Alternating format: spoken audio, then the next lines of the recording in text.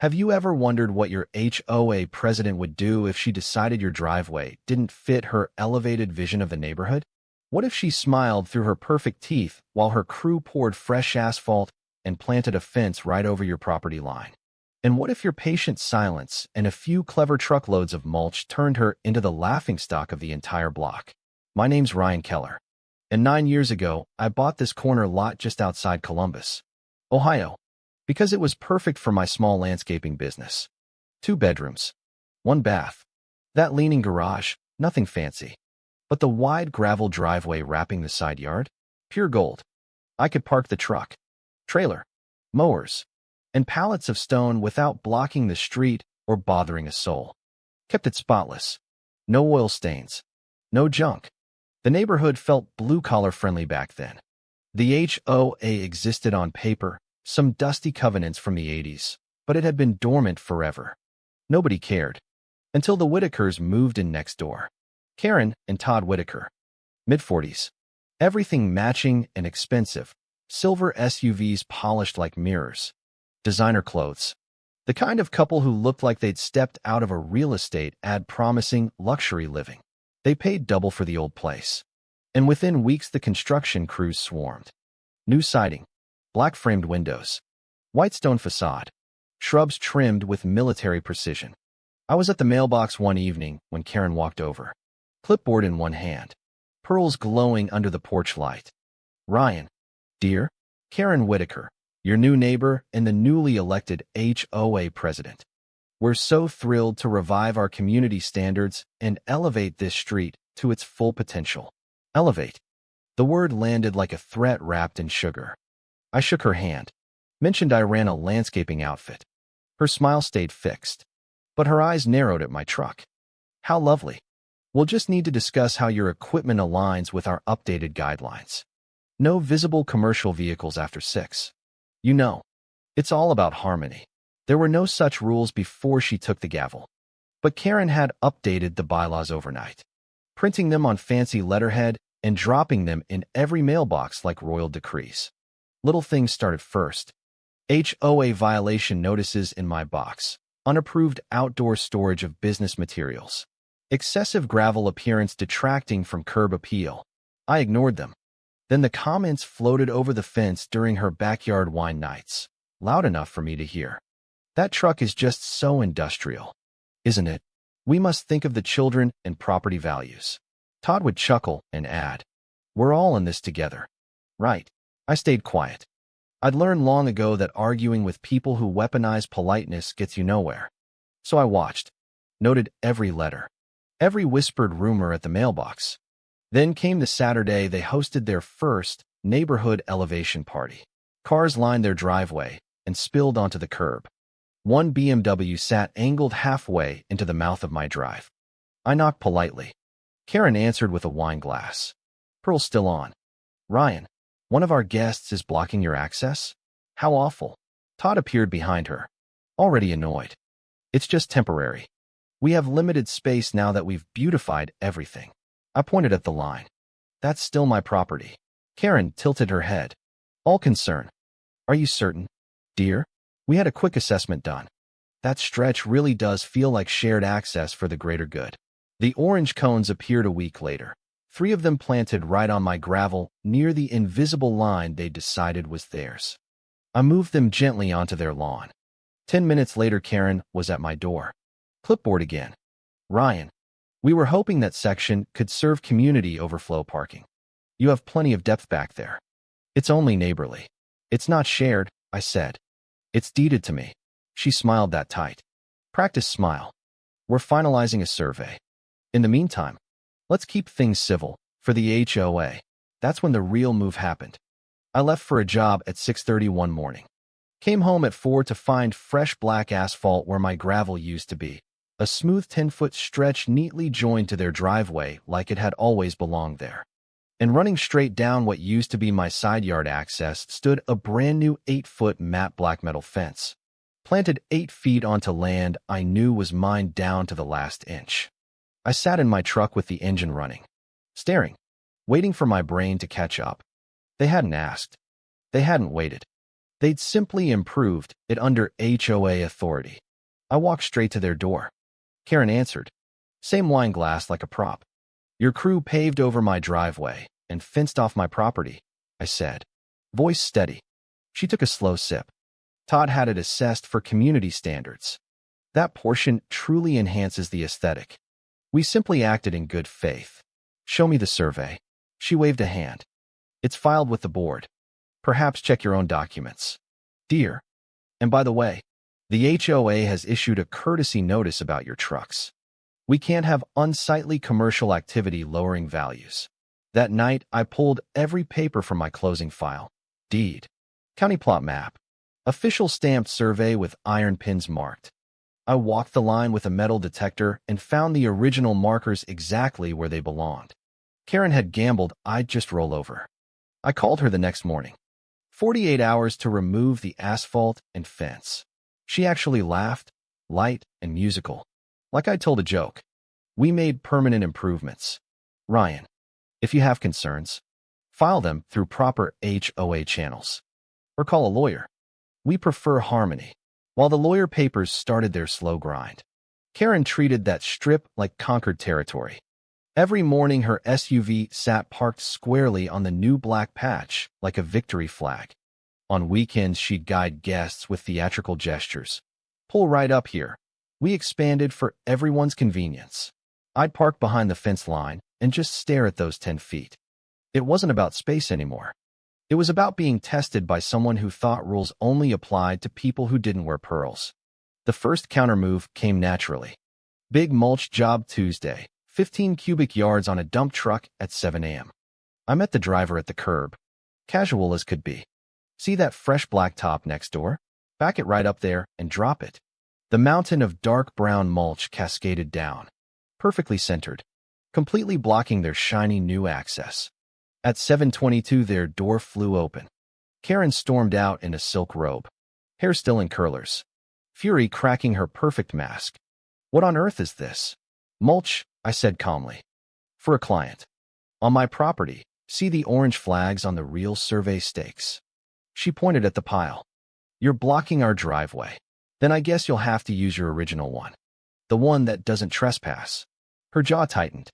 This is harassment. The board will hear about it. I smiled. No. Karen.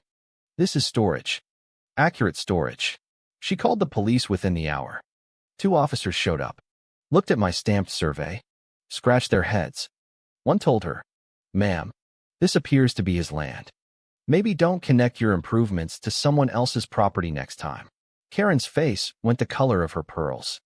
The mulch sat there 3 full days. Rain making it heavier and smellier.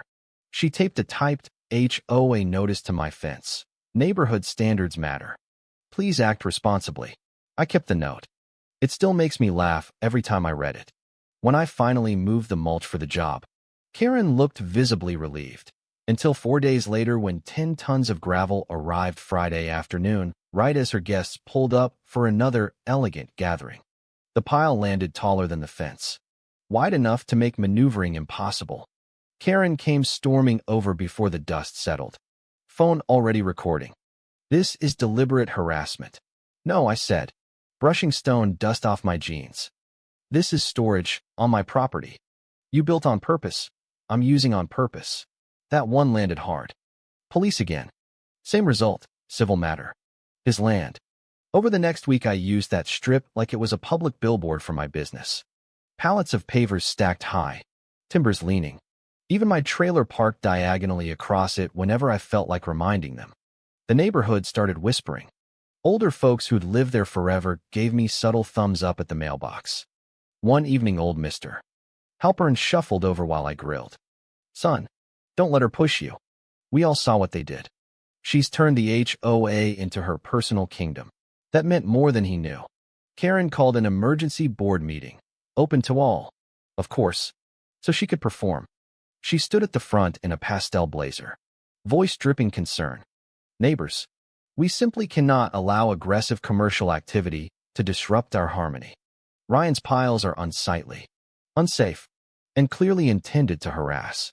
Property values are at stake. For the children. A few heads nodded. I sat in the back. silent, letting her dig her own hole. Then one quiet voice from the back row, an older lady, spoke up. Karen, didn't you pave over his land first? Karen's smile faltered for half a second. That was an approved aesthetic enhancement. The room shifted. Not everyone bought it. Around then, I added my most theatrical touch. I rented a bright blue portable toilet for a big contract job. Didn't need it at home. But technically temporary job storage was allowed on my property. Guess where it went? Right along the property line. Squarely on the contested strip. Door facing their patio. When it was delivered, Karen came out filming again. This is unbelievable. OSHA compliant, I replied. Safety first. Karen wouldn't want any complaints about unsightly conditions. For 2 weeks, that porta potty stood like a blue monument to stubborn facts. Delivery drivers asked questions. Neighbors whispered louder. During one of Karen's fancy Saturday BBQs, the breeze carried just enough aroma across the fence to make a few guests gag politely into their wine glasses. I almost felt bad. Almost. The certified lawsuit letter arrived soon after. Karen and Todd were suing for nuisance, interference, damage to their improved access. I laughed out loud reading it. Drove straight to my attorney Linda Carver downtown, no nonsense. Late 50s. Reading glasses on a chain. She skimmed the papers and nodded. Good. This speeds things up. We counter for encroachment, trespass, and full restoration. Judges hate self-help property grabs, especially when the HOA president is the one doing the grabbing. Court day came early spring. The asphalt was already cracking under the weight I'd parked on it. The fence leaned where my flags marked the trespass. The tension inside me had hardened into something cold and steady. Karen showed up in her best blazer. Todd beside her, still convinced money and confidence would win. The courtroom was small. Fluorescent lights buzzing. Faint smell of burnt coffee. No drama. Just facts. Karen's attorney argued they'd relied on a reasonable assessment before making improvements. Reasonable. That word again.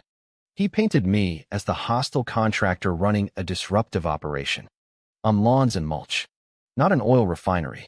Linda didn't raise her voice. She simply handed the judge my certified county survey. Deed. Photos of the original iron pins. And timestamps proving the paving happened while I was gone. Then the killer question. Your Honor, may we see the survey the plaintiffs relied upon? Karen shifted. Her attorney produced a single sheet. A rough sketch with handwritten notes. Done by a contractor with a tape measure and a satellite printout. No stamp. No license. The judge stared at it for a long, silent minute. Is this an official survey? Karen cleared her throat. It was conducted professionally. By a licensed surveyor? Silence. No, Your Honor. The judge set the paper down like it might bite him. You poured asphalt and erected a fence based on this. Karen tried to smile. We acted in good faith for the community. The judge's voice stayed flat. Good faith would have included confirming the line first. Property lines exist for a reason. Taking matters into your own hands, especially while wearing an HOA president hat, is not how civilized people resolve disputes. No gavel bang. Just unmistakable disapproval that echoed through the room. The ruling was swift. Full restoration of my property to original condition. Removal of all asphalt and fence. Payment of my legal fees and court costs. Karen's face went pale in a way that had nothing to do with the lights. The board, watching from the gallery, started whispering. 2 weeks later, they quietly voted her out. Too many neighbors had seen the real survey. The fence came down first. I watched from my garage as crews unbolted panels and pulled posts. The black metal that once screamed mine now lay stacked awkwardly on their lawn. Asphalt removal took 2 noisy days, jackhammers cracking that fresh pavement into dust that floated like gray fog. When they finished, my gravel was back. Needed regrading. Fresh stone. But it was mine again. Karen stopped hosting parties. The silver SUVs stayed strictly on their side. The porta potty disappeared the day after the ruling. Its job was done. Winning didn't feel explosive. It felt quiet and right. One evening weeks later, I stood in my driveway at sunset. Truck parked exactly where it belonged. Air finally light. Karen walked out to her mailbox. For a moment, we just stood across that invisible line. She hesitated, then spoke. You could have just talked to us. I let it hang. I did, before the asphalt. She had no reply. There's this story people like Karen carry. If you act certain enough and wear enough pearls, the world will adjust. Most times they're right. But sometimes they run into someone with nothing flashy, just paperwork, patience, and a refusal to be erased. The neighborhood settled. Mr. Halpern still waves. New families moved in. No one talks about reviving the HOA anymore. I didn't fight just for 10 feet of gravel. I fought for the right to exist in the space I paid for. Sometimes these disputes aren't about land. They're about who gets to belong. Boundaries matter. If someone tries to steal even an inch and dares you to fight, make sure they feel every single foot they try to take. I escalated. Sure. Was the porta potty excessive? Probably. But would Karen have backed down without it? Never. So I'll leave it to you. When an HOA Karen builds on your land, do you wait quietly, or do you remind her exactly whose driveway it really is? Sometimes justice isn't loud courtroom drama. Sometimes it's 10 feet of reclaimed gravel, a cracked fake survey, and an HOA president learning that rules apply to everyone, even the one writing them. Next time your Karen starts elevating standards over your property line, remember, patience plus proof beats pearls every single time. Boundaries aren't suggestions. They're yours to defend.